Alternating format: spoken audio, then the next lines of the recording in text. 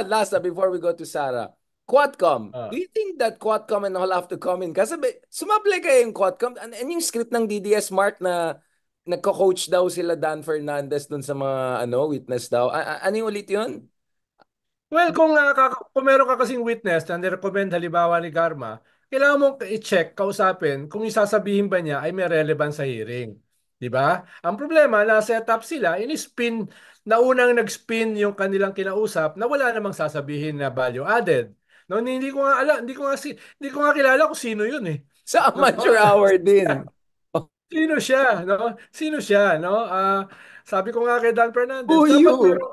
dapat meron kayong CCTV man lang Oh. para na monitor para hindi kayo na set up, 'di ba?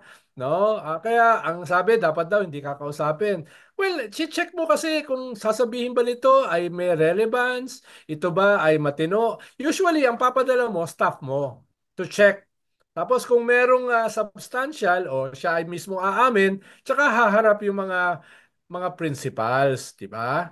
Siyempre, gusto nila isabotahe yung Quadcom, Atat sila, no? Yeah. maglalagay sila ng Trojan horse.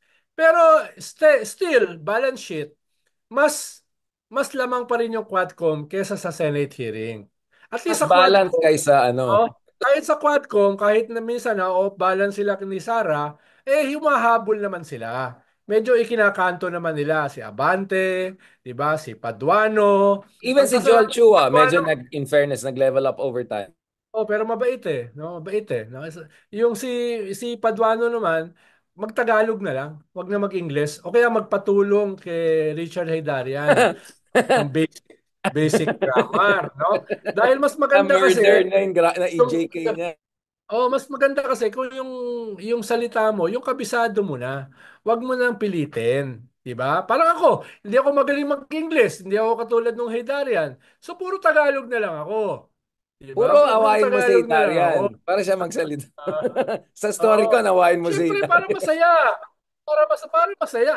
Ikaw naman, gusto mo Nakita mo boring. ba Di kahapon ba? naaway ako Kung ni wala ka tayong Ronald? pag-aawayan, wala tayong pag-aawayan, kailangan natin mag-create ng Alam mo, Ronald, pag-aawayan. okay Di na ba? sana ako nung inaway mo Oo. ko eh. Ang hindi ko matanggap, tinawag mo ako ng kabilang channel na naman. Sabi ko, paano kami naging kamukha ni Christian? Ang laki ng itsura namin, di ba? Like, Matagal naman matagal na nangyayari yun. Pag si Christian naman, tatawagin mo Richard.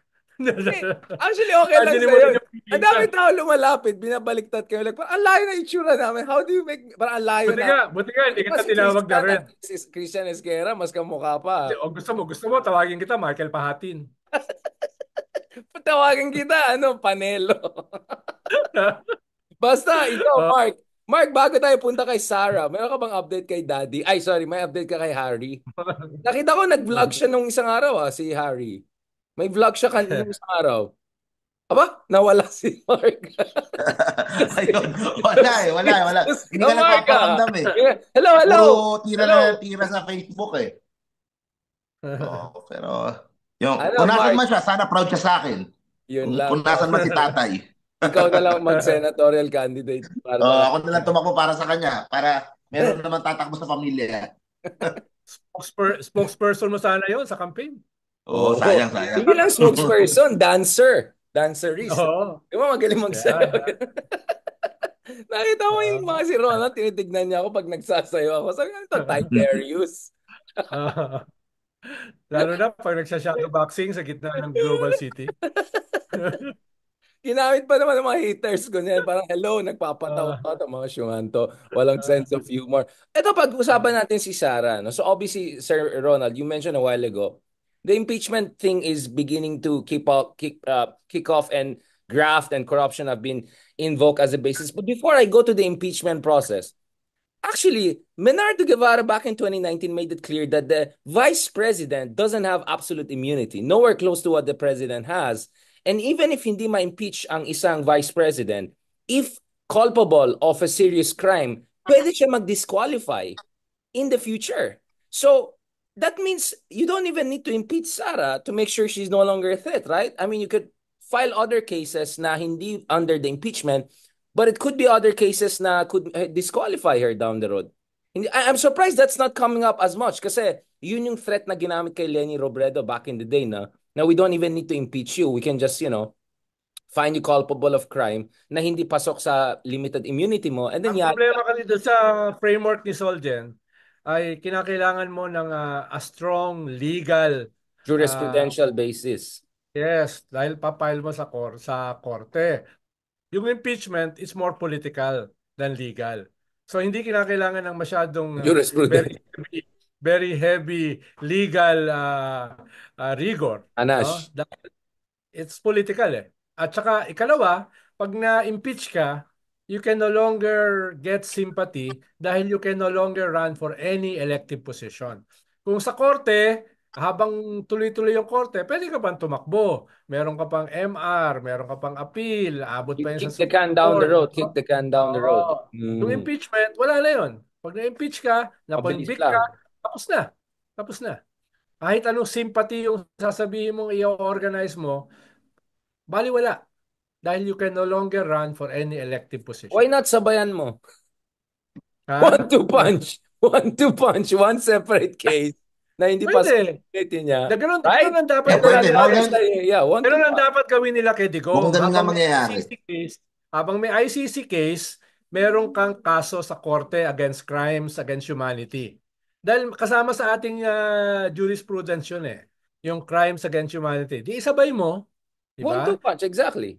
But don't you think that's Kaso, what BBM is working on? So after, baka we're just underestimating him na mukha siyang sablay and hari ng sablay, pero yung well, pala, ang problema mo, you have 6 months, no? You have less than 6 months until the midterm election. Ibig sabihin, wala kang luxury of time. You have to do that yesterday, no? Gagawin nila yan this month. Less than 2 months na lang yung simula ng elections. yung working day ng Congress at saka ng House, Right. no? Kaya you have to do that within that less than 2 months na session days. No? So even if nakita natin that whole Duterte show in the Senate, you think, Ronald, if BBM wants it, he can still mobilize the 16 senators to go for the impeachment? Kasi alam natin sa lower house, madali lang yan, yaka, di ba? Yung Yes, Senate, yes. yung Dahil concern. alam mo naman na masyadong ideological at saka principle ating mga senator dahil napaka-principled nila at Ronald, naghang yung video nung sabi mo very principled and all. Hindi ko alam. Pwede mo ulit. Yun. Naghang bigla. Napansin So, mo, Mark, naghang yung video natin. so, kinakailangan ng mana from heaven, no? Kinakailangan ng divine intervention. Dapat may mana from heaven, no? Habang naglalakad ka, no, 40 years sa desert, biglang may uulan na mana from heaven, di ba? And then you reach the promised land. Milk and honey. Oh, biblical ah, Sir biblical. Ronald, okay ka naman, di ba, Sir Ronald? Yung mga gawa natin. Okay ka lang. Ikaw, Oo. Mark. Ako, Richard, excited ako dun sa impeachment yung ano eh. Kung ma-start yung impeachment, mapadala sa Senate, yung pag-open ng mga bank accounts eh. Baka dun pa lang kasi ano na eh.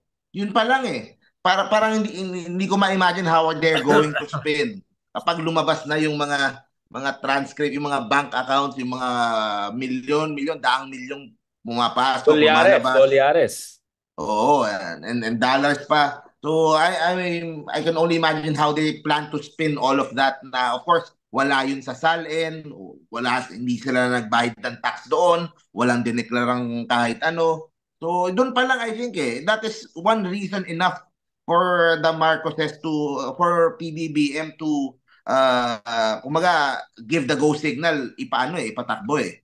Kung lumabas na yun sa makita yung bank account, ganun kadaming pera tapos i-acquit pa rin ng mga senators. So Mapahiya sila na obvious na mapahiya sila eh. in your face strategy in short. Sir Ronald, is that doable based on the Corona example? Or to be skeptical, did the Corona example make it more difficult this dahil sa backlash? It's just AMLA eh. Tapos you're in the midterm. Pwede mong sabihan yung mga bangko. Diba? Ilabas niyo yan. Pag sinabi ng bangko, ayaw namin. We will give you problems. Gobyerno, korte yung humihingi ng file shots, hindi mo ilalabas. Diba? So, pero yung pinakamahalaga dyan, AMLA. Yun yung nilabas ng AMLA, yung $2 million bank account ni Corona. How do you explain that na wala sa iyong salin? Diba? So, tapos itatriangulate mo yung properties. Kakausapin mo yung Land Regulatory Administration, no? Sino ba yung mga ano ba yung mga lupa ng akusado at yung kanyang mga kamag-anak, yung kanyang asawa, etc. No? Triangulate mo yan. Tatriangulate mo lahat ng mga sasakyan, no? Ano yung mga sasakyan na pagmeme-ari nung akusada at saka yung kanyang mga kamag-anak. Itatriangulate mo yung Bureau of Immigration. Tuwing kailan ba bumabiyahe yung akusado at yung kanyang mga pamilya? Yan ba ay nakalagay sa SALN? It's just triangulation eh. Lahat yan may paper trail. At kung ikaw ang gobyerno, madaling gawin yan. Unless you're a total idiot. Well, what if, Sarah, you're somewhere between total idiot and government? That's very possible. But you can also use the Pogo issue, di ba? Yung Pogo issue to say, we're suspecting that, there's drug Kaya money. ayaw humarap ni Harry Roque dahil hindi niya mapapaliwanag yung kanyang wealth and properties. No? Kaya ayaw niyang humarap. Yung sinasabi niyang right to self-incrimination, you cannot do that unless humarap ka mismo at tinanong ka at doon ka nag-invoke ng right to self-incrimination. Hindi ka pwede mag-invoke ng right to self-incrimination, Ayaw mo no? magpakita. Habang nagtatago ka. Theoretically, no? Hindi ka pwedeng mag-invoke ng right to self-incrimination na predictability, no? Kailangan doon ka mismo, tinanong ka mismo. Wow, speaking of avoiding hearing, mukhang tumakas na yung chief of staff ni Sarah ba? Mukhang out of the country, Oo. nag-Harry Roque na rin siya. Ano Mark, mo may nakita mo yung news? papaliwanag yung mga resibo, yung mga kwan na pare-parehas ng typo error. At GPT ang nangyari dyan. I mean, Ah. does that say na medyo game over? Kasi the spokesman of Sarah now is essentially saying na pre-terminate na siya. I don't know what game he's trying to play. Well, Essentially, kahit pre-terminate ka, liable ka pa rin. exactly. At Like, I don't understand what he's kung trying to achieve. nangyari yun, nandun ka pa rin eh. Kaya nga yung isa, lumabas na ng bansa. Hindi mo pwedeng sabihin, hindi, resign na ako eh. Another total idiot. But that shows he's desperate. Ah. Medyo may desperation. Ikaw, Mark, anong basa mo na yung chief of staff ni Sarah sa DepEd ganito, yung kanyang spokesman ay Yeah, just kamay. put on the pressure lang hanggat may kumante. Hanggang may kumante. Parang doon sa ginagawa doon sa ibang hearing, Yun di eh. ba? Kanta, Oo, yun dapat eh. kumanta. Yun naman yun eh. Hanggang may... Di ba yung kanina, yung Yeah. sa, ano, sa envelope, yung kinonfirm na ano?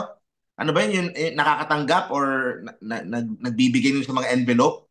So parang na-confirm din kanina. So, kumaga, eventually, lahat kakanta rin. Lahat magsasabi din ng totoo eh. Kasi at the end of the day, sila yung malalagay sa ano eh. Hindi naman sila yung target eh. Si VP Sara yung target. So So bakit aside from the sila? bank account, you're saying ito rin pwede, no? Papakantayin mo yung mga alalay Mm, para mapaya yung mga senador na didepensahan pa nila. Ito, kumanta na yung alalay. Alam na natin nangyari. Ito na. So you're saying, Mark, that's how you build the pressure up on the Senate. Para hindi ko sila, alam kung may pag-asa yung Senate eh. Parang takot lahat eh. Hindi ko, because of the Mindanao vote, sa baka existing sila, batch ng ano, aside from Risa, hindi ko na makitaan kung sinong ano eh, kung sinong pwedeng mag-stand up dito kay At Digong yun, eh. at yun yung kaibahan ng mga kongresista. District sila eh. Wala silang Mm. pakialam dun sa pwedeng mai-deliver ni Kibuloy, mai-deliver ni Digong. Davao. Wala siyang pakialam, wala silang pakialam doon. Yung mga senador, dahil either tatakbo ngayon or tatakbo sa 2028, which is Cannot very fast in alienate the Mindanao vote. Yeah. our political system, sinisecure nila. No? Oo. Kayo nga problemado ako eh. Baka masi-zero DDS votes ako eh. Wala talaga. Wala talaga Yan. ako makukuha maski isa. Oo, pero Naku, hayaan mo na para sa bayan naman. delikado yan. Baka hindi ka makapasok sa 12. Yun nga eh. Yun nga eh. Sayang Gawin, kung ano kaso, ganun Mark, talaga. gawin mo Kailangan yung talaga. ginawa ni Chavit. Bigyan mo ng milyon yung pamilya ni Kaloy. Para po. Sir Ronald, yung pusta pa rin natin. Baka May dito. pusta tayo ha. May pusta tayo. Mas iPhone 16 yan ha. iPhone 16. Well, next year, Shopee. 17 na. iPhone 17 na next year. Oh, by the time. Shopee edition yan, ha? Basta ako, Chavit, Uh, mas mataas kay Bato. Yun ang pusta natin lalabas yan. Unless si Bato, uh, usapan yan. Let's talk about the... ito talaga mga Ilocano, nagko-consolidate. Oh. Ito. Si Ronald.